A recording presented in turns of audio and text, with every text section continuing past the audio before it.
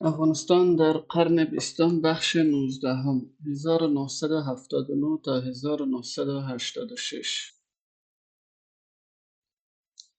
هجوم شوروی و دولت ببرک کارمل.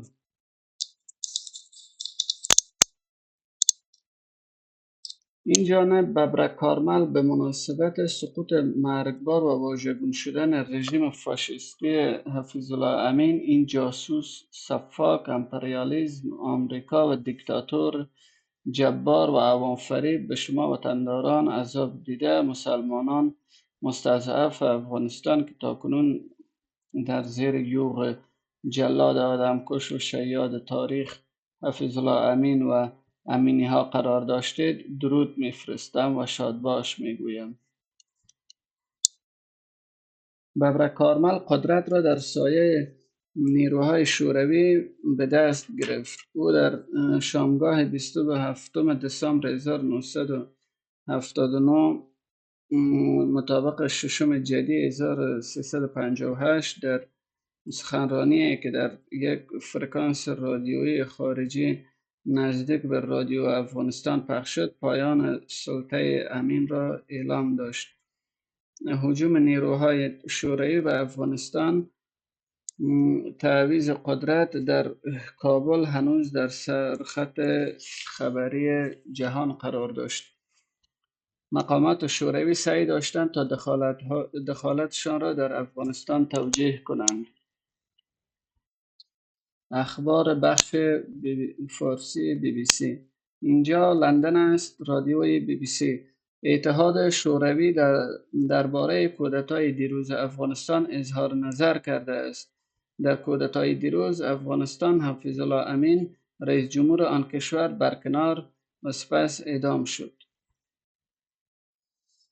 تجاوز شوروی به افغانستان واکنش شدیدی را در سراسر جهان برانگیخته بود. در همان لحظه های ورود نیروهای شوروی، جیمی کارتر رئیس جمهور آمریکا اعلام داشت که شوروی باید برای تجاوز خود در افغانستان بهای مشخصی بپردازد. پرزیدنت کارتر در اولین روزهای هجوم طی یک رشته مقامات سمبولیک تحریم‌های اقتصادی را علیه اتحاد شوروی اعلام داشته و تصمیم گرفته شد که آمریکا در بازی‌های المپیک 1980 در مسکو شرکت نکند. زبیگنیو برژینسکی، مشاور امنیت ملی پرزیدنت کارتر، در طرح یک سیاست سختگیرانه علیه اتحاد شوروی و سنگین ساختن بهای دخالت نظامی آن در افغانستان نقش مهمی داشت.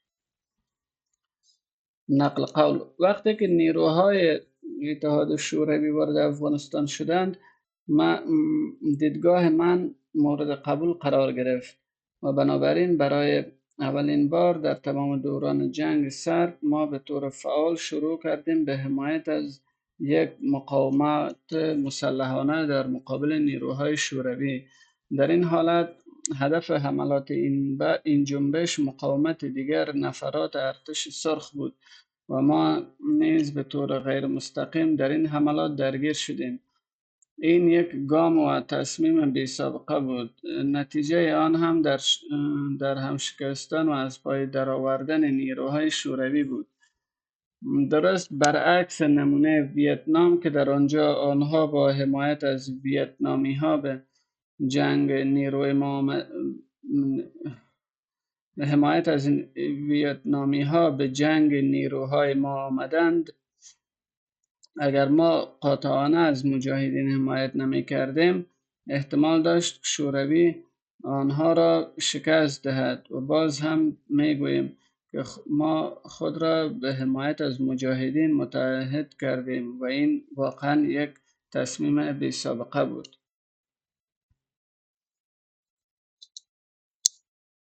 برژینسکی در رأس یک هیئت آمریکایی در اوایل فوریه 1980 به پاکستان سفر کرد و در دیداری از دره خیبر در نقطه مرزی پاکستان افغانستان به خبرنگاران و عکاسان اجازه داد تا از او که یک تفنگ ساخت چین را به سوی افغانستان نشانه گرفته بود عکس برداری کنند.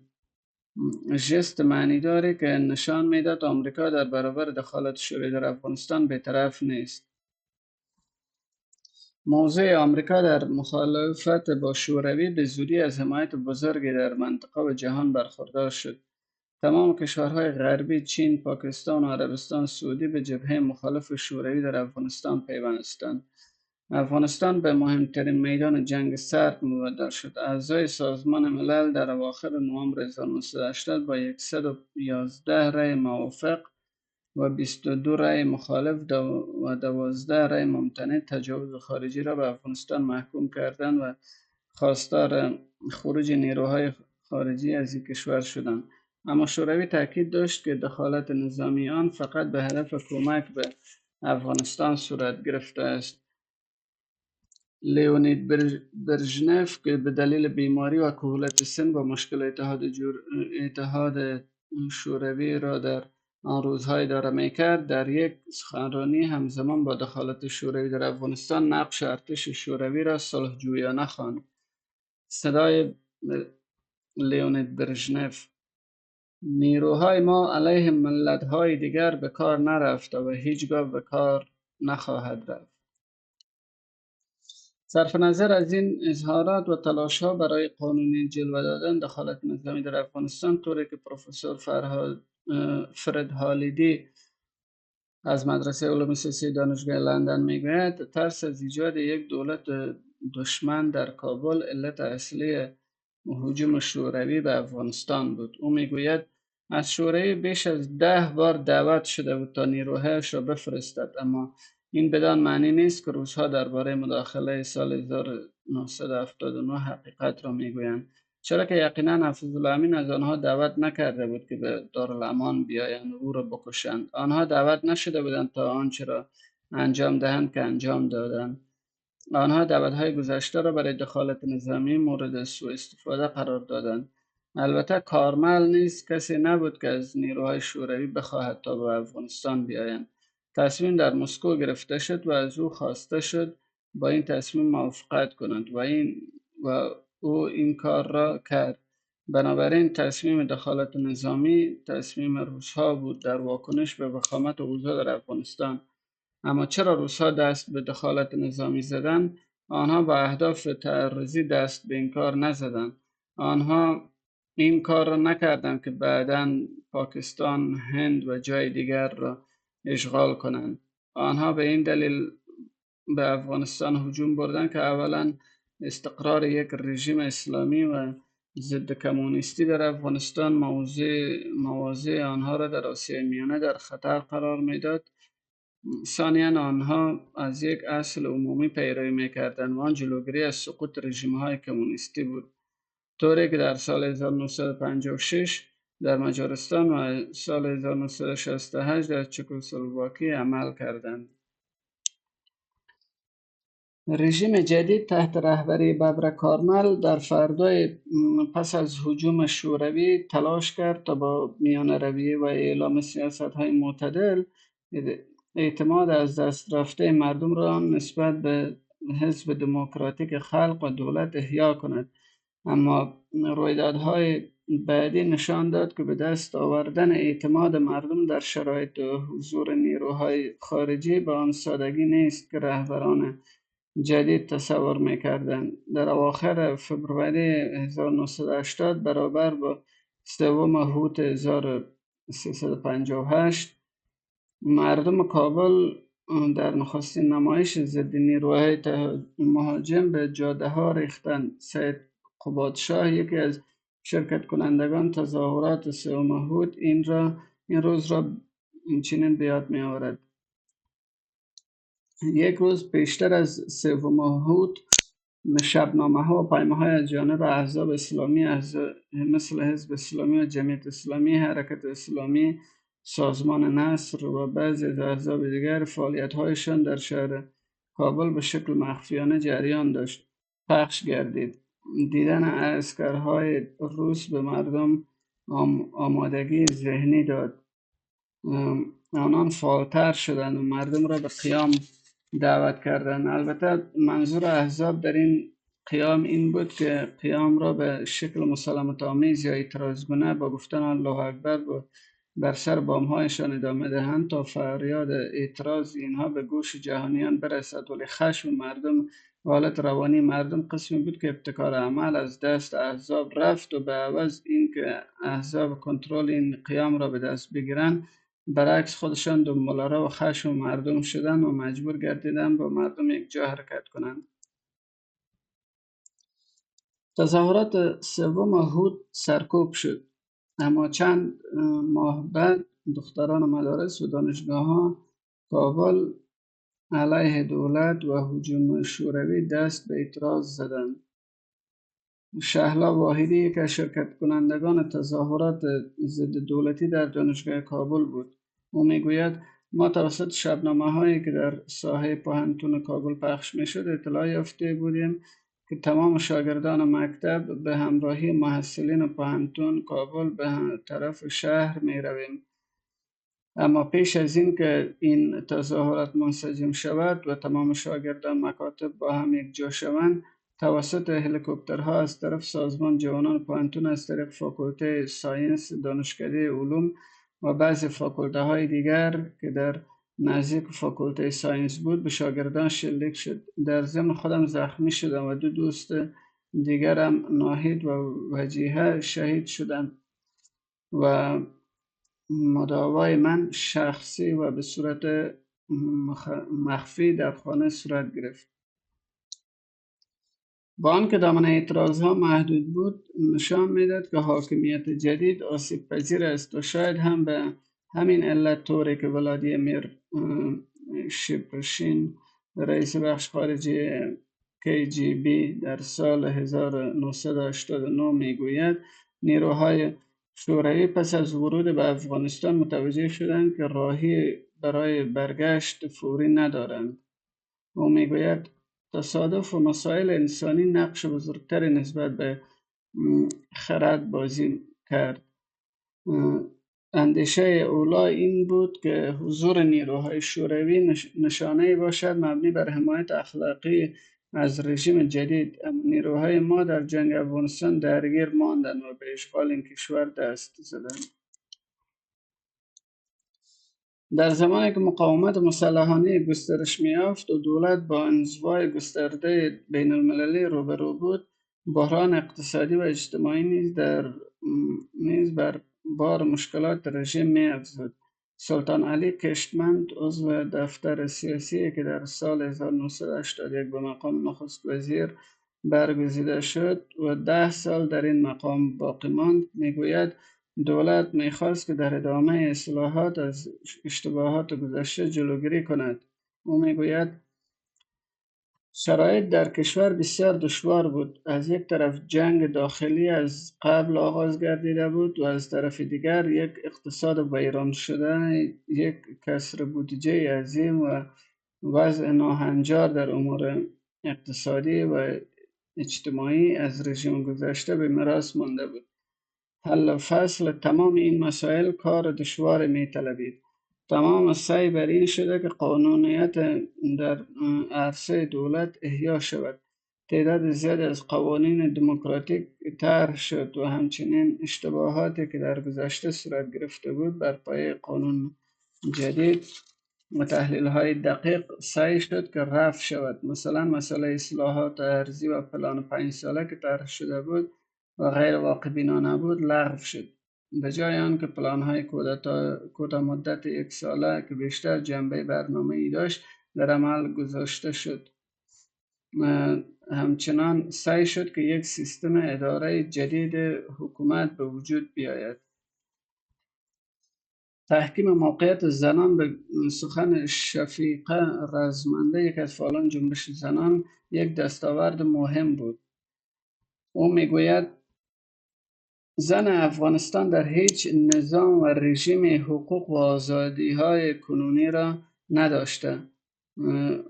حقوق ما نه تنها در روی کاغذ و نه در صفحات قانون است، بلکه با تدبیر مشخص عملی دولت ما با تدبیر مشخص عملی دولت ما گام به گام عملی می شود. زن افغان امروز حق اشتراک مساوی را در تمام عرصه های زندگی دارد.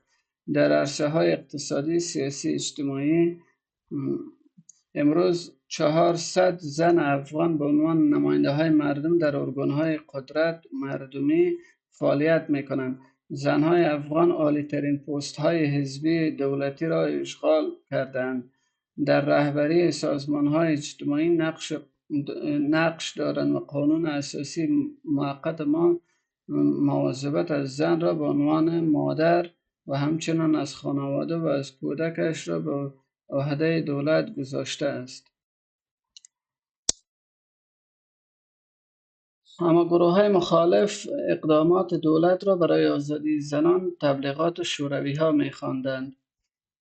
فریده احمدی، یک از فعالان جمعیت انقلابی زنان افغانستان، می گوید تا زمانی که روس‌ها به اشغالگری خود در افغانستان ادامه می‌دهند، ما فکر می‌کنیم که هیچ رفرم یا طرحی برای آزادی زنان در کادر یک تجاوز در کادر تجاوز نظامی یک اجنبی ارائه شود نمی‌تواند منافع زنان افغانستان در آن نهفته باشد.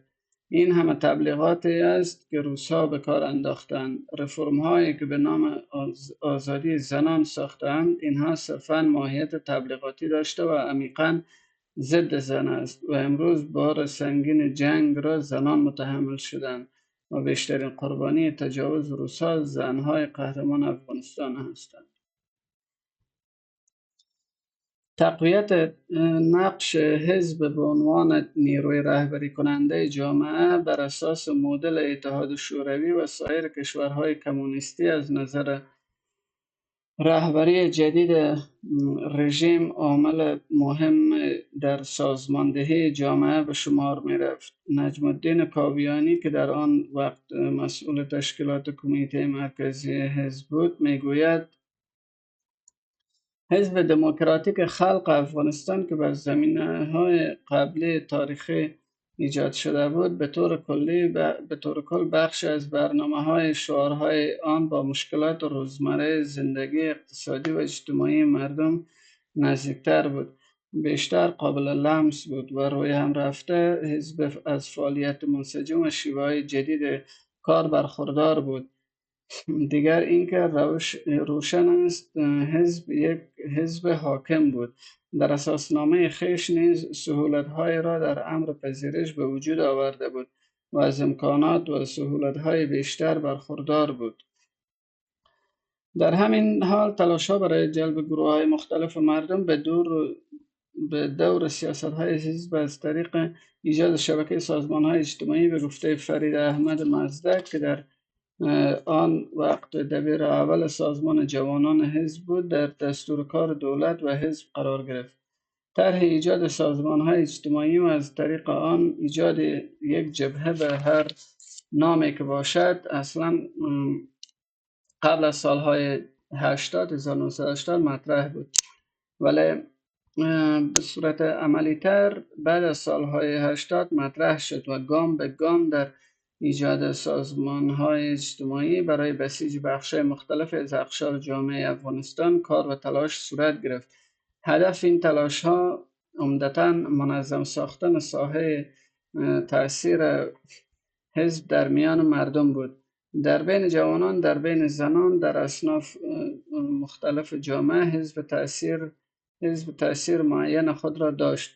این ساحه در وجود سازمان‌های مشخص باید انسجام پیدا می‌کرد و این سازمان‌ها در یک اتحاد درونی خودشان با حزب دموکراتیک خلق باید جبهه‌ای را می‌ساختند. منتها تصوری که ما از جبهه داریم که در بین آن نیروهای مختلف باید متشکل شوند، نیروهای در خطهای مختلف فکری متشکل شوند، نیروهای حتی در اکثر موارد مخالف با هم ولی در یک تعداد اصول موافق با هم متشکل شوند. چنان جبهه را نمیتوانست این جبهه افاده بدهد.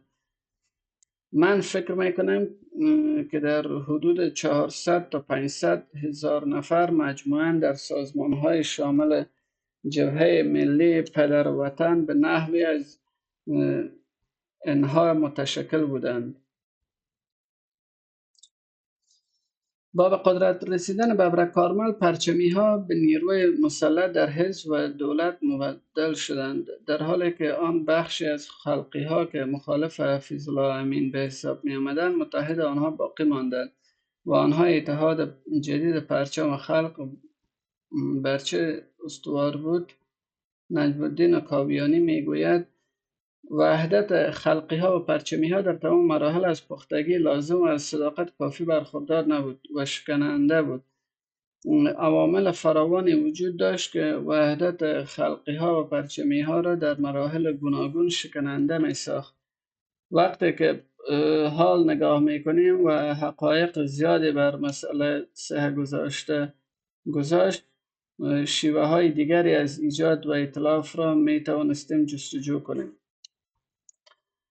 یکی از رهبران بلندپایه خلق صالح محمد زیری بود که در دوران ببرک کارمل مقام خود را به عنوان عضو دفتر سیاسی و دبیر کمیته مرکزی حزب حفظ کرد. او میگوید که با خلقی ها به مثابه یک متحد نابرابر برخورد میشد. با تجاوز شوروی، اکثریت مطلق اعضای بیروی سیاسی و کمیته مرکزی خلقی اعدام، زندانی و بیکار شدند و یا بی‌صلاحیت بودند و کادرها و صفوف خلقی ها حیثیت مامورین عادی و حتی بدتر از آن را داشتند.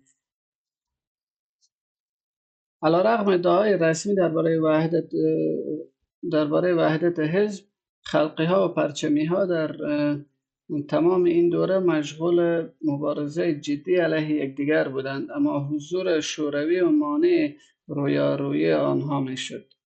مهمترین هدف شوروی و رژیم کارمل را در مرحله اول فرونشاندن آتش مقاومت در روستاها و تحکیم قدرت دولتی در شهرها تشکیل میداد. برای دستیابی به این اهداف به گفته بارنت روبین، محقق آمریکایی، وسایل مختلفی از سرکوب تا تبلیغات به کار گرفته شد.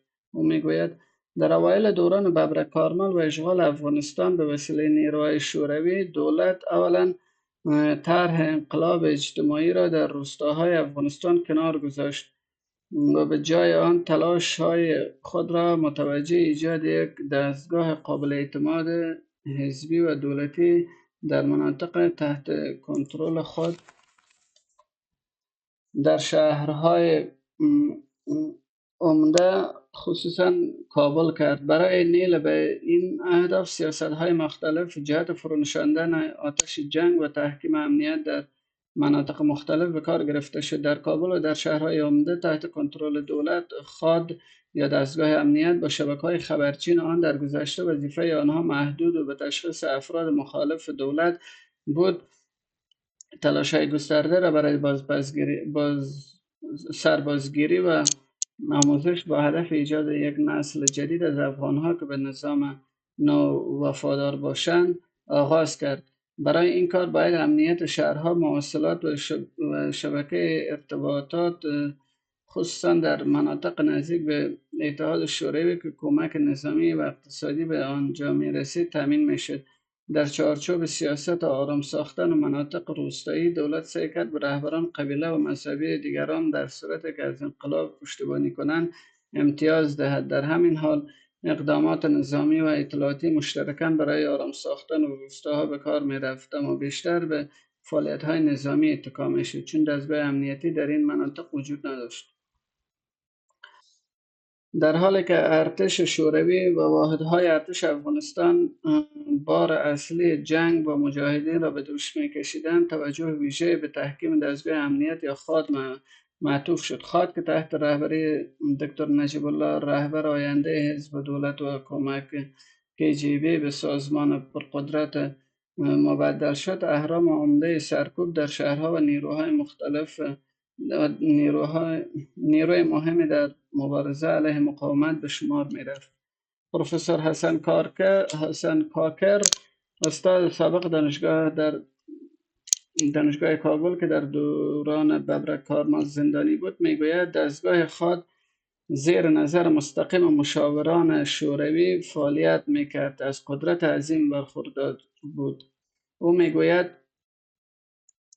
خاد اگرچه در ذات خود یک ریاست در داخل صدارت بود، اما صلاحیت و قدرت خاد از هر وزارت در آن وقت به مراتب بیشتر بود، چرا که به وسیله خاد اعضای خاد می توانستند به خیال من صلاحیت داشتند که غیر از ببر کارمل دیگر هر نفر دیگری را که حکومت و دولت زیر سیطره و قدرت آنها قرار داشت، اینها صلاحیت داشتن و امر داشتن و می توانستند که عملا آنها را بندی کنند.